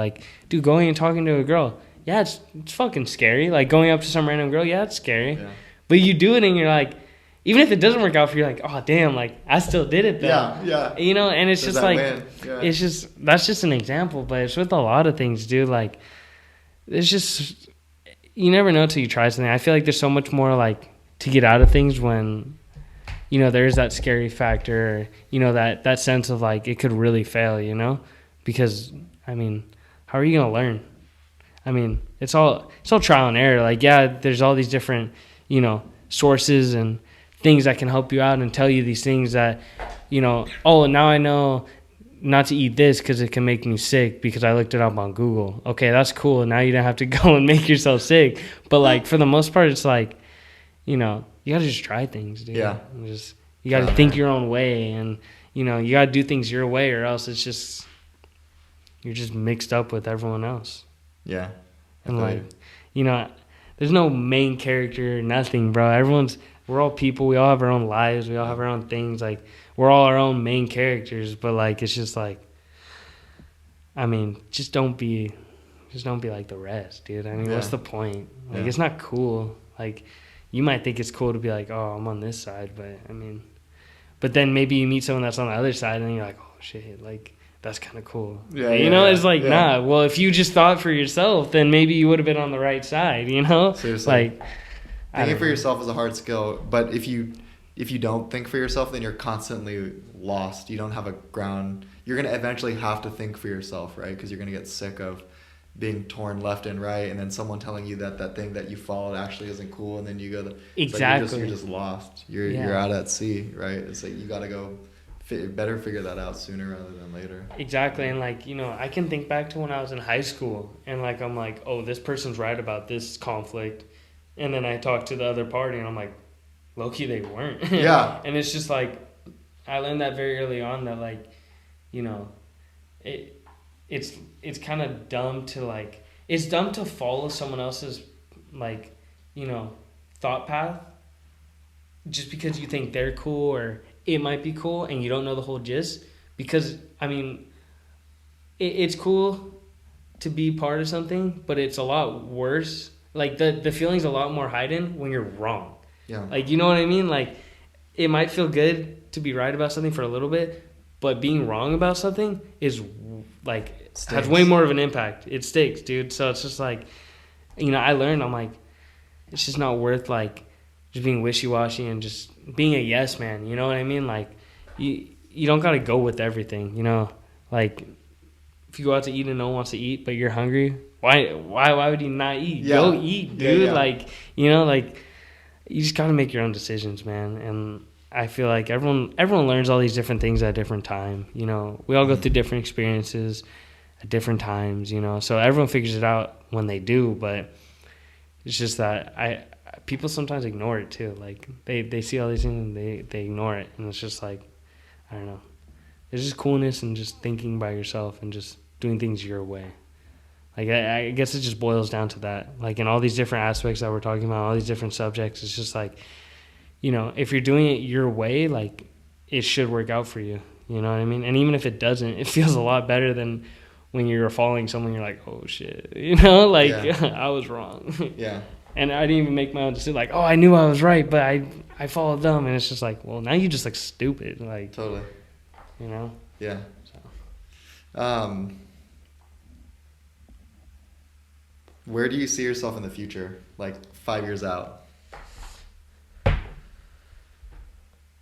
Dude, that's Dream a hard state, one. 25-year-old Carter. What do you see? I mean, there's like the little things, like I love a house. Yeah. Something I own. That'd be pretty sick. 25? That'd be sick, dude. Dude, I'm 27. I'm like not. I'm kind of close-ish to a house. But it's a little. But you're still getting. No, I feel take you. a hot minute. But you'll get there, dude. You're ahead of the game. You're in a different stratosphere. Yeah. I appreciate it, dude. So house. Okay. So house, cool car. Little things, what's the bro. car?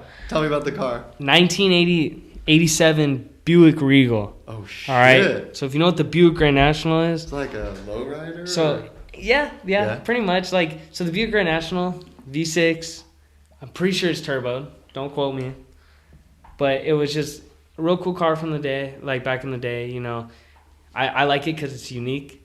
That's one thing I'm very that's sick. Big on. Like I like things that are unique. Like I like things that are different. Yeah, I mean, shit, I wear Air Force Ones. Those aren't unique, but like for the most part, if I can find something where I like it because I like it and not because this Mustang's sick and everyone likes it. No, this Buick Regal's sick. You like it because it speaks to you. I like it. Yeah. I love that. And that's dude, that's my dream car because it's just not a lot of people have it. And the people that have it, it really means something to them because it's not cool to them because it's cool to everyone else. It's cool to them because it's cool to them. Yeah. And that's why I like that shit. That shit's dope. Wait, dude. what's it called? A Buick Regal? So a Buick Regal is okay.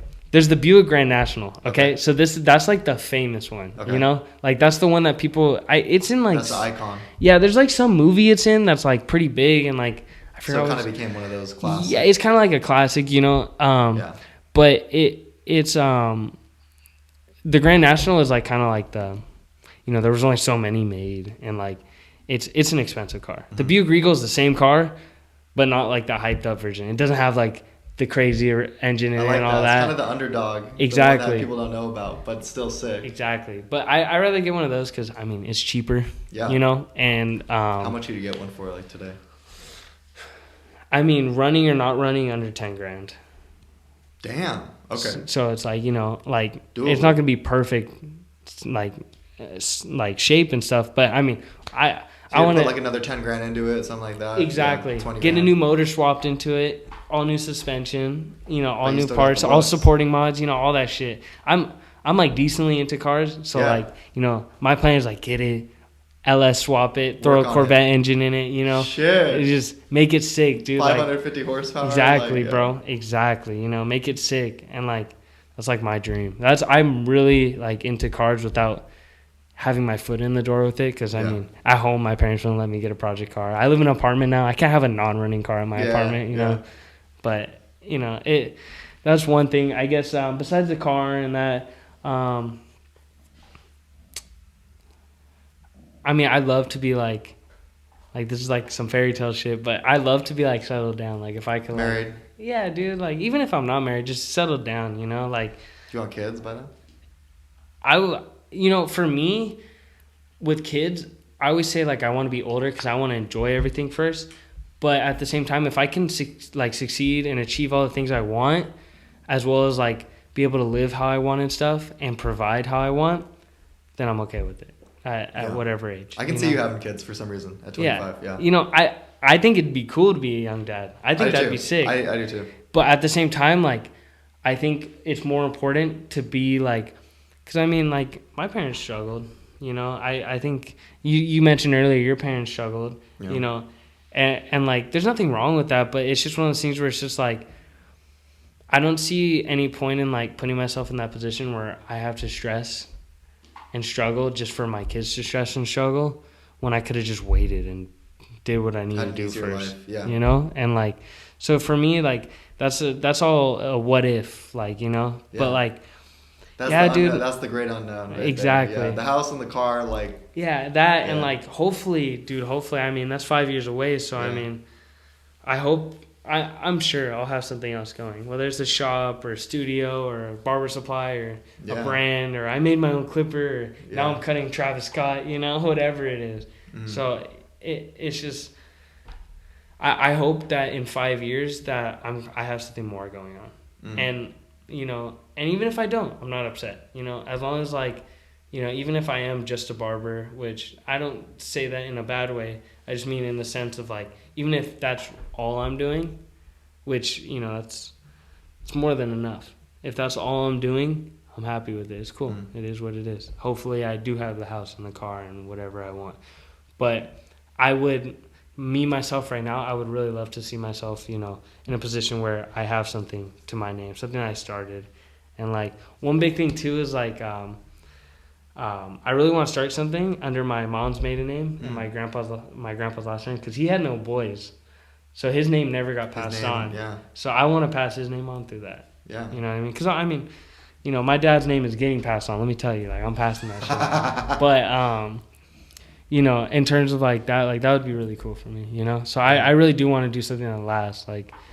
You know, be the next Supercuts. That's not a Supercuts. It's an actual barbershop, but a chain, you know? Or, that'd be sick. You know, now I have a designer brand, and it's under this name that I want it to be. Or just whatever it is, dude. Like, just to do something that you more. own that you can put your mark on. Yep, exactly. Damn, that's a lot in 5 years, man. That's sick. Yeah. That's ambition, you know? Yeah, and, you know, I feel like, you know, I got to put all these goals out there. So even if I achieve just one of them, there you go. I'm happy. You're aiming high.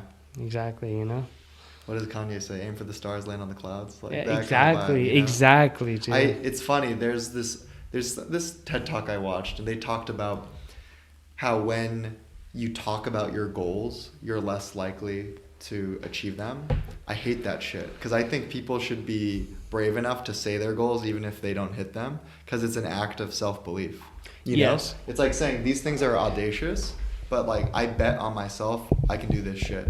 You know, and even if you don't, and you look back, like I set goals on a yearly cadence, and I look back at them, and I always kind of laugh. I'm like, damn, I wanted to do a lot. I wanted to make 20 songs. I wanted to make 100 podcast episodes. I wanted to make, you know, whatever amount of dollars and like all that shit.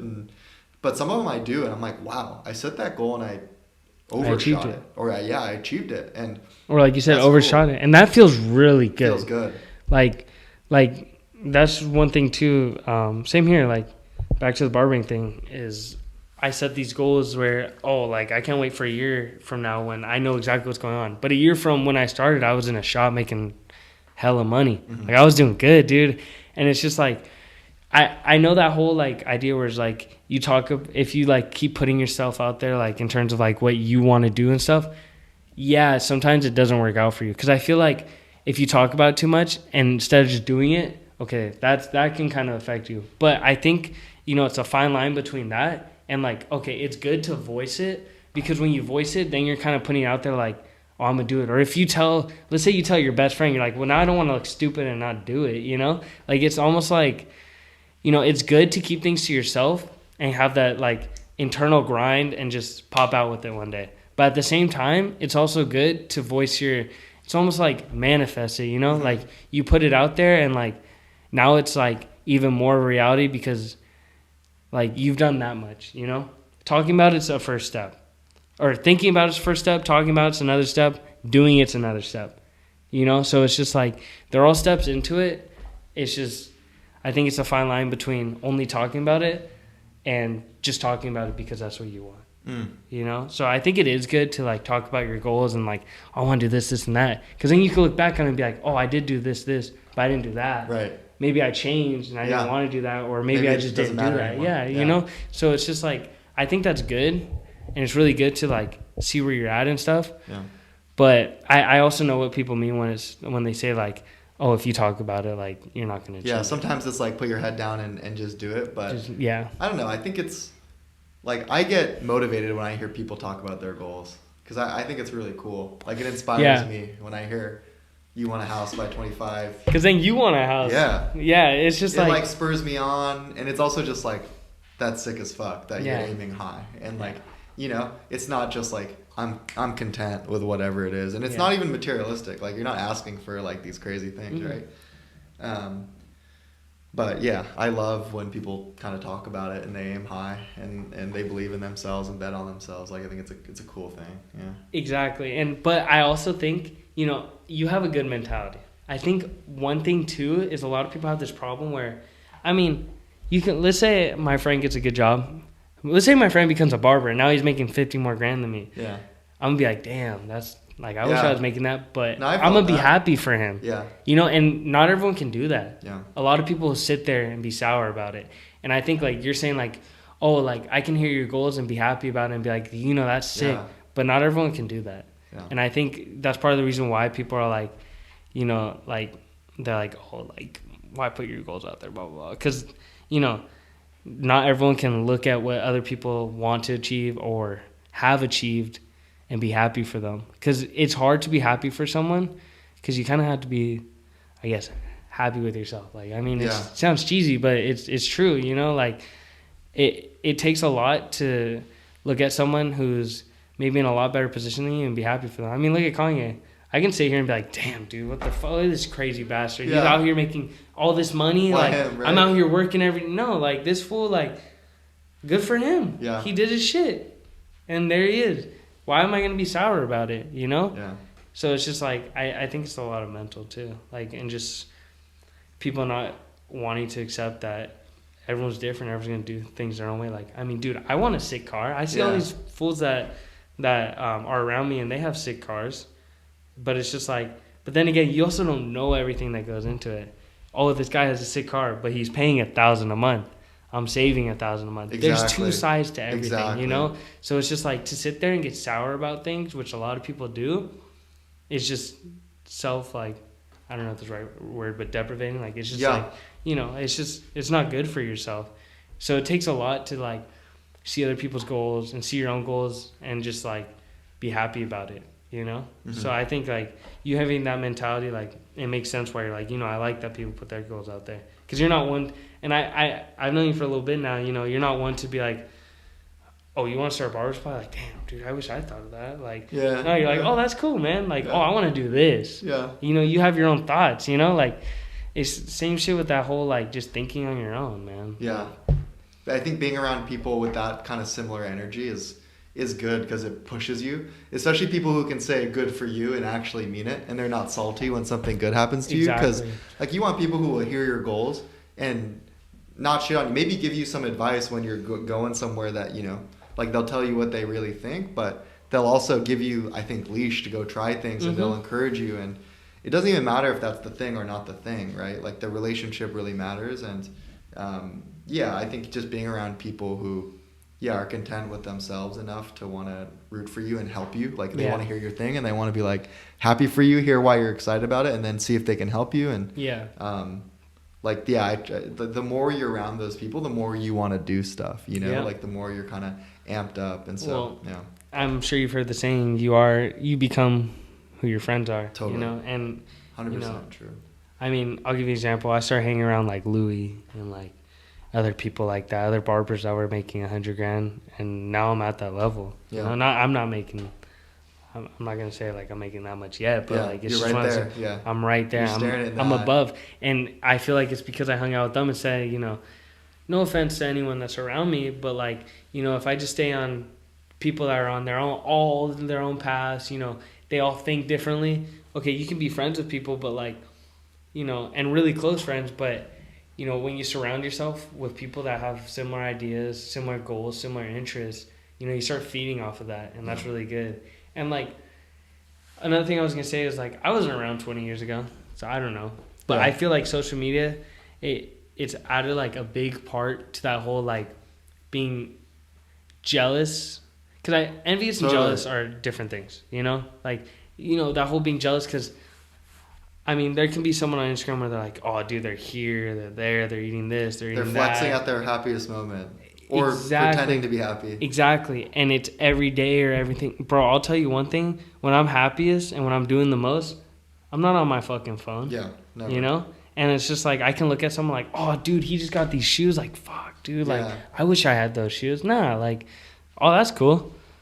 Like, that's cool. I'm going to go back to grinding. I'm going to get some better shoes next week. Fuck it, you know? Like, but I think so many people, they're just so caught up in that, like, seeing this, and that, and getting so upset about their own life, when it's like, dude, you're seeing what people want you to see. You're not seeing what's actually going on. Right. And that's something someone taught me too, is like, you know, like you're seeing all these things like on people's stories and, you know, what they're doing. Like, oh, I got this Don Julio. Bro, dude, I dropped 200 on Don Julio bottle last week. Bro, I didn't fucking post it. I drank that shit. Yeah. Come on, dude. Like, what the fuck? Like, and I had fun, bro. And guess what? I remember that up here. I'm not going to go back 3 years from now and look for that one story like, oh, dude, look at this. I had this Don Julio bottle 3 years ago. Nah, fuck no. We're going to buy another one. Yeah. And we're going to have fun. Nah, fuck that shit, dude. You know, it's just like, I think there's just so, like, I think social media is so fucked up for your own mental health. And like, I go on it. I still go on it. I still like laugh. And, you know, yeah, it's funny. But, dude, just as much as it is funny, it's self-damaging in the sense that, you know, if you don't have the right mentality, you're going to see all these things and just be upset about what you have going on. Yeah. You know, and like, I mean, what's the good in that? Yeah. And that just transferred into you and how you take situations and how you treat people, just because, like I say, you're upset, and like, instead of being happy for people, you're going to be upset about yourself, when it's just like, well, if you're upset about yourself, then fucking do something about it, you know? Like, but I don't know. It takes a lot. It's a lot to see what other people are doing, and like I said, like, to be happy for them and not just be jealous. Yeah, being envious. Like, I know barbers younger than me that are better than me, that are making probably more money than me, that have more clients than me.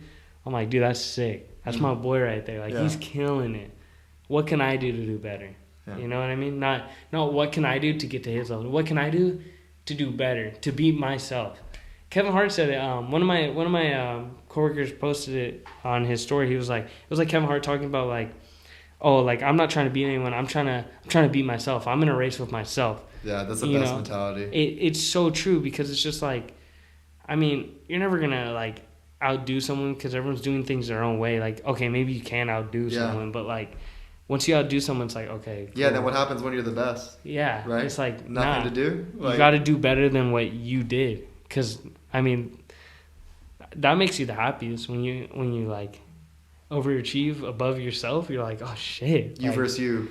Yeah, that's the mentality. It's huge, you know. And a lot of people, like, they don't think like that. It's all about, oh, what this person's doing, what that person's doing, how do I compare to them, when it's just like, that doesn't help you. You know? Yeah. Oh. Okay, so I've been toying with this question. I'll let you go in a sec. I know we're getting close. I asked this question in the last interviews, and it's kind of a weird question, so I don't know if I'm gonna keep it, but I think the premise of it, or what it's trying to get at, is interesting, or at least it'll be interesting to future versions of ourselves. But, you know, you look back at 15-year-old Carter, and you probably see a lot of kind of blind spots, right? Or things that you figured out and grew in, areas that you grew in, I'm sure. Yeah. I feel that way about 22-year-old Jimmy. But I feel that way about 2 weeks ago me. There so, you know. So, like, I think it's kind of an easy question to answer. Like, what would you tell a 15-year-old version of Carter? But, like, if you kind of pull yourself out, I asked you, like, what's your dream state in 5 years, right? Like, what do you think your blind spots are right now? Like, what do you think that 25-year-old version of Carter would tell this version? You know, I think, and I've said it, but be yourself. Literally, as cheesy as it is, be your fucking self, and just go all in on have your own swag. Do your things yourself, you know? But if there's something like Yeah, let me think about this because that's a good one. That's a good one. Yeah, that's a good one. Be So it's just yourself like, and that's something that's timeless, you know? yeah, Be exactly. yourself is timeless. Because I would have told myself the world that. will constantly try and beat that shit out of you. Exactly, dude. To not be yourself. Exactly. That's my biggest fear for like looking at 5 years in the future is just like some version of just myself completely that's different. less myself. Yep. And dude, that's one thing, like, I had like this epitome like a month ago, dude. And I was like, dude, I'm losing myself. Like, that's scary. And like, and then I started like doing things I liked and going out again and just being myself more. And I kind of got it back, you know? And like, that's something like I would have told that to my 5-year-old self, 10-year-old self, 15-year-old self, to myself now is just be yourself. And like, I'm trying to think right now, like what's something else like right now that I think might affect me like in the future. And I guess one thing too is like being too caught up with like,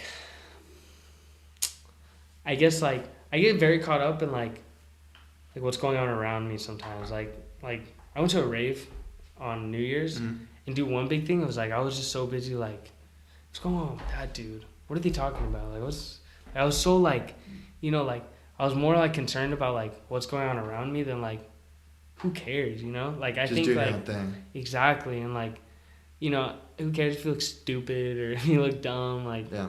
Like just enjoy yourself and like live in the moment. That's another thing too. Is like, I think it's good to always look for the future and like, oh, I want this, I want this, I want this, and you just keep looking towards it and then you get it. But at the same time, it's like when you do that too much, time just flies, man. Like I always bring this up as an example. I'm like, you're at work, you're like, oh, dude, I'm going here this weekend. I can't wait till I get this paycheck on Friday because I'm going to go here.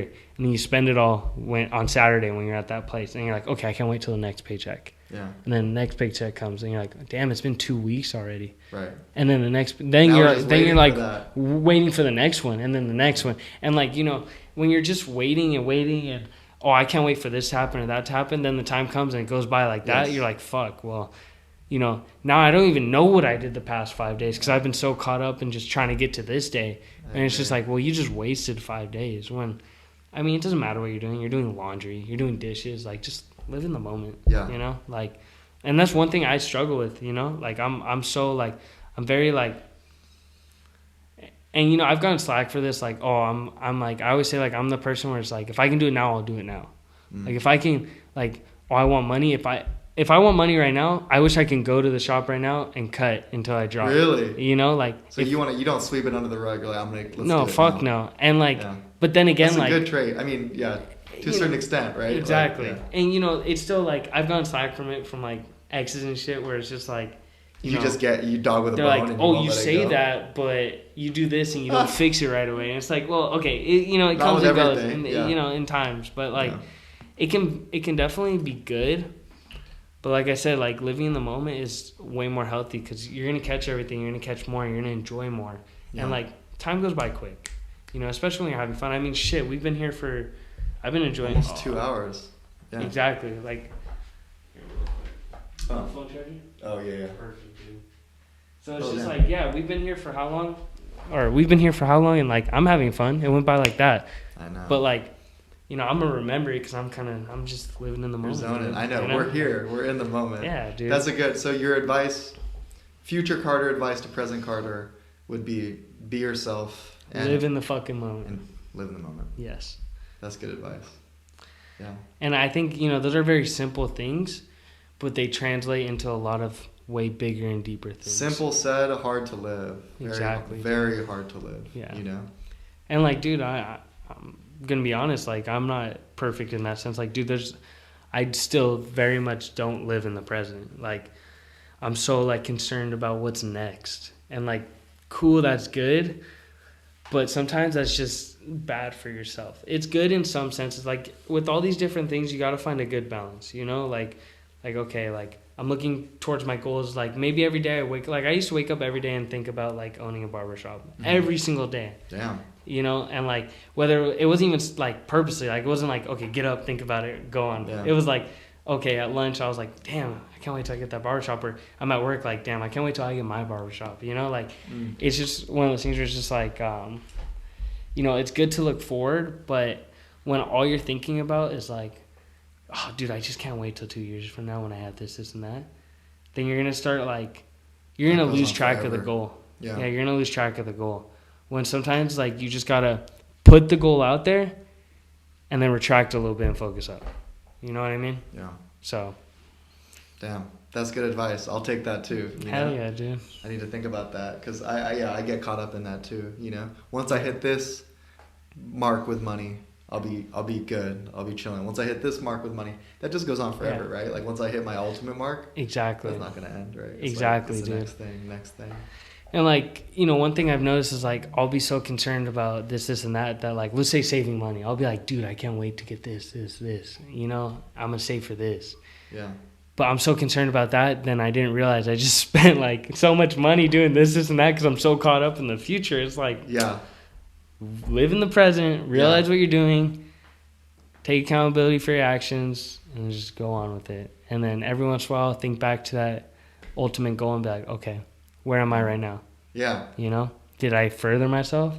Did I take a couple steps back and then move on from that, you know? Yeah. So Cool. So be yourself, live in the present. We'll close it on that, man. Hell yeah, bro. Dude, thanks for coming on the pod. That was awesome. Thank you, Jimmy. Dude, I'm glad we're fun. friends, dude. Hell yeah, bro. It's awesome. Thank you. Appreciate you, Jimmy. Okay, man. Say what you gotta say. We ready? Yeah. All right. My Instagram, Cartier, like the brand, _cuts. Shout out Wolf and Rye. Shout out Isaiah. Shout out Jimmy. Shout out Marco. Jose, Johnny, Allison. Shout out Kiara. Happy birthday. And besides that, I'll catch you next time. Thank you, Jimmy. Dude, I gotta do that That's at the all. end. I gotta give it. That's what Sean from Hot Ones what he does. He's like, you make it to the end. He's like, you we got a camera here. Say what you gotta say. Say what you gotta say. All right, man. I'll shoot some kind of cool intro, but dude, that was a hell of a shout out. The first one, you coined that or you pioneered that for the Jimmy Kang podcast. Hell dude. yeah, bro. Hell yeah. Cool, man. Thanks for being on the show. Of course, man. Thank you.